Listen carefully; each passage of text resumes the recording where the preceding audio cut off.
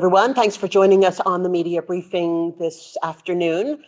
We are still hoping to have Dr. Moreno on. He hasn't joined the call yet. So I see Eric Chatham is on. So I thought I would surprise him and ask if he could go first instead of second. Eric is going to give us an update on the county's broadband connectivity efforts. And thanks very much for joining us today. And I hope you don't mind going first today.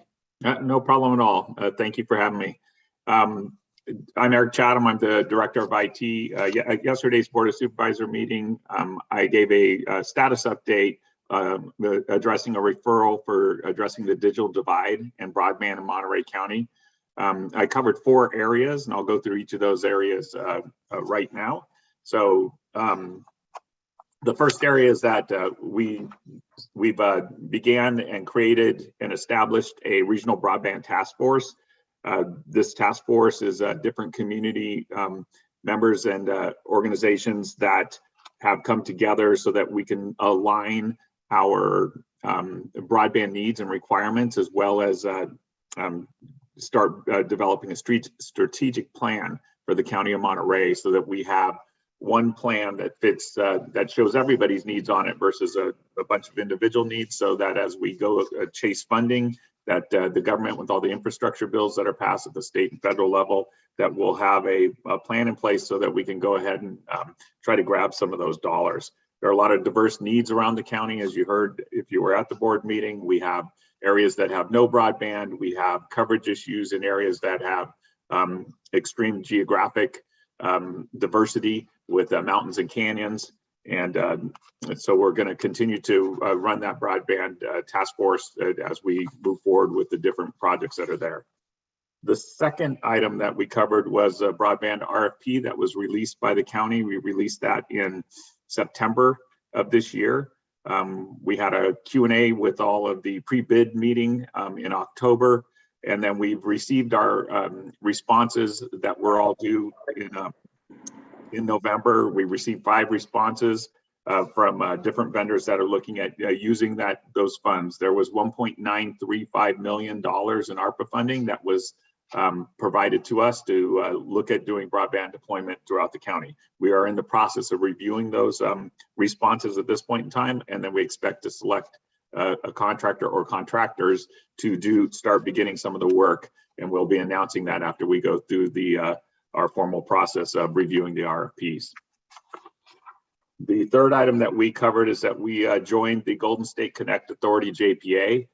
This is another group that's representing, they're covering multiple areas in the broadband arena, and it allows the different RCRC, which is a rural communities broadband organizations, to start talking about getting how do we continue to go and address potential funding sources at the state and the federal level. They focus in 3 areas: foundational readiness, which is ensuring all members of counties have broadband strategic plans, which is what we are building. Capacity building, which is equipping rural counties with information and resources about innovative models and approaches to broadband deployment. And demonstration projects, which is implementing open access municipal broadband projects. So that will be the focus of the Golden State Authority, JPA. And then finally, I covered an area that we, as a county, took advantage of our county facilities and locations, and we've deployed at 22 locations around county buildings Wi-Fi, enable public access Wi-Fi. It covers about 328 feet beyond the building's perimeter. In the first 30-day period that we were there, we had 1,666 unique devices connect to those different networks, and they utilized about 3.2 terabytes of data. We'll see that grow. These sites will be published on our website, so that if there are individuals that need to consume that, they will have the ability to go and connect to that site. Those were the 4 primary areas, and with that, I'm open to any questions. Thank you very much, Eric, for running that down. It's so amazing how much has been done in such a short amount of time on the broadband issue. If there are questions for Eric on these connectivity projects, please go ahead and put them in chat. Eric, I do have a question. You talked about municipal projects, I think with the Golden State, is it the Golden State JPA? Yeah, the Golden Authority? State Connect Authority, JPA, long one. What kind of municipal projects could there be? There's right now, some of the conversation is around open access middle mile, which basically means that it would be able to, any lines that go between some major areas would be able to be used free. I'll use the word freely, but shared, so that they can be, so that they're not completely controlled by a private sector. They would be a public access. So the municipalities, cities, counties, school systems could leverage those to move traffic across. So there's quite a few different areas right now that are being looked at. We're looking at, with even in our RFP, we're looking at trying to cover all the unserved and underserved area, which is what Arpa funding is able to leverage, and moving to areas where most potentially commercial units wouldn't go to because of profitability concerns, whereas we would be looking at, helping them get to those areas and paying for some of the infrastructure that's needed so that we can reach some of the outlying areas. The RFP that is in process, what's the timeline, do you think, on getting some of those projects rolled out, or at least getting things underway? So we currently are scheduled for December to actually select a contractor or contractors, because we have the ability to move this across multiple organizations depending on how the different bids came in. We just received those last week, so we have just started our initial review of what has been proposed by the different entities that applied for the money. Thank you. And then the 1.39 million, the ARPA funding, and I think you mentioned this before, the ARPA money is designed to really reach those harder to reach areas. Is that enough money? Absolutely not. It is. It's actually 1.935 million. Oh, sorry. But that, just making sure we clarify that for folks. It will get some projects kicked off and started, but I think the proof is in the delivery. If we deliver results with those kind of funds, it will show that, where can we invest additional monies to continue to move to all the unserved and underserved areas. And it's a way for us to start helping out even the private sector organizations that would be doing this work, to help them bridge some of the costs that would be incurred, which makes it unfeasible to go to many of these areas.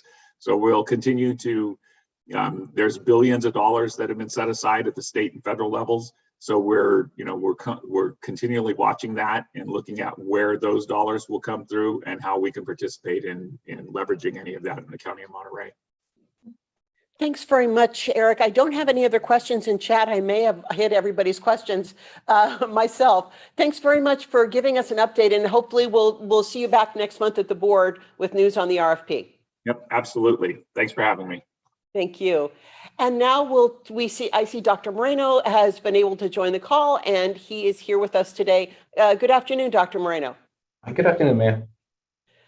Do you have an update for us, or are you ready for any questions? No updates, just ready to take COVID questions. All right, so this would be, I didn't get any advanced questions, so if you have any questions for Dr. Moreno, go ahead and put them in chat. I'll start off with one. Could you tell us more about the state masking requirements? I think a lot of people are wondering right now kind of what requirements there are for masking and what is recommended. Sure, I'll do my best. So Monterey County is still subject to the state health officer's mask requirement. It's on the state website, CDPH website, and that's still in effect. It requires anyone who's unvaccinated to wear a mask when they're in indoor public settings. It also requires people, whether they're vaccinated or not, to wear a face covering in certain settings, such as healthcare facilities, hospitals, skilled nursing facilities, homeless shelters, correctional facilities, transit, which includes bus depots and airport terminals, among other areas. So there's still and schools as well. So they're definitely we're still subject to the health officer orders in terms of mandates to wear face coverings. Let me also ask, there are entities such as the county which require masks in their facilities. Can businesses require patrons to wear a mask in their businesses? Yeah, I think that's probably a good question for people to ask, for an organization to ask their attorney and get help interpreting OSHA laws and state mandates. Thanks very much. So I've got some questions in for you, so we'll go ahead and get started.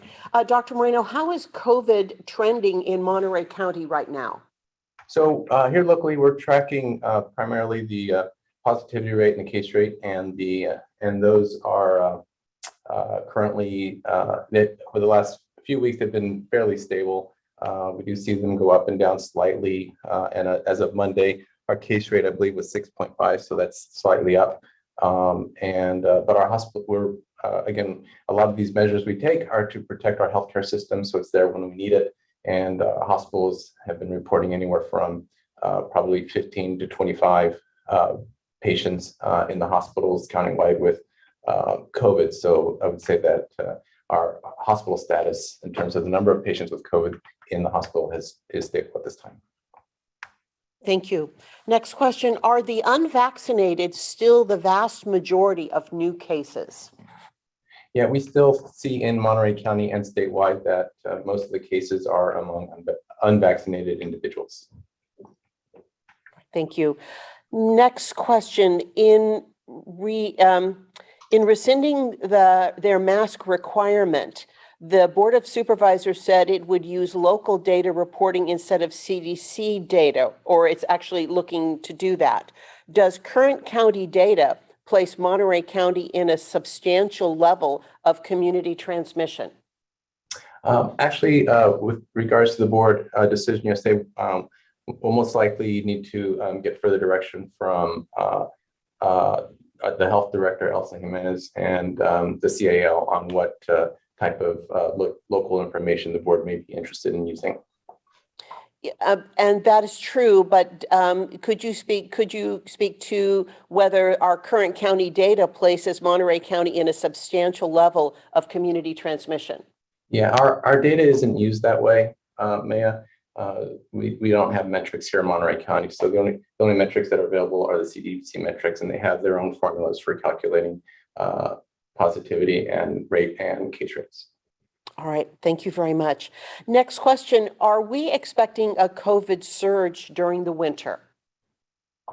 So we do know that in most years, the winter months we tend to see higher, an increase in influenza, and now that people have fewer restrictions in public settings and kids are in school, we may begin to see more influenza this year, and so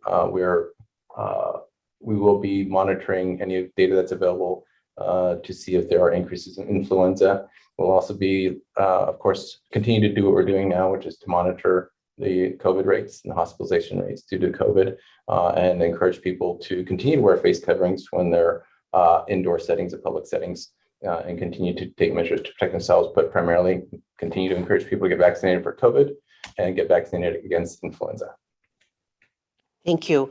Next question. Why isn't County Health working with the CDC to determine its methodology in reporting COVID-19 metrics?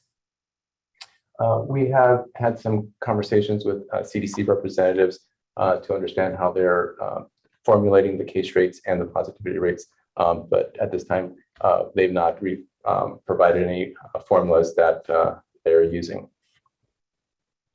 Thank you. Next question. How is the Monterey County community expected to have confidence in metrics the county reports when those metrics are different from state and federal numbers? So the Monterey County Health Department has been sharing for quite some time local case rates and positivity rates, and we'll continue to post those. And people are welcome to visit our website if they choose to and follow the case rates and over time. Thank you. Next question. How is the booster shot rollout going? Is there enough supply to meet demand? People are reporting long waits for appointments. At this point, I continue to encourage people to get their booster shot if they're eligible. Immunity is shown to begin to wane over time, and the studies have shown that booster shot can increase antibody levels. So, and continue to encourage people to get their booster shot. Thank you for that. That's all the questions that I have right now. Are there any additional questions for Dr. Moreno before we let him go for this week? I'm giving it another few seconds. Just a follow-up question to the last question. Is there enough supply for booster shots? Do you know? I'm unaware of any problems with supply for booster shots. Thank you. As there are no more questions, that will wrap up our news briefing for this week. Thanks everyone for joining us. Our next briefing is next week, and we'll see you then.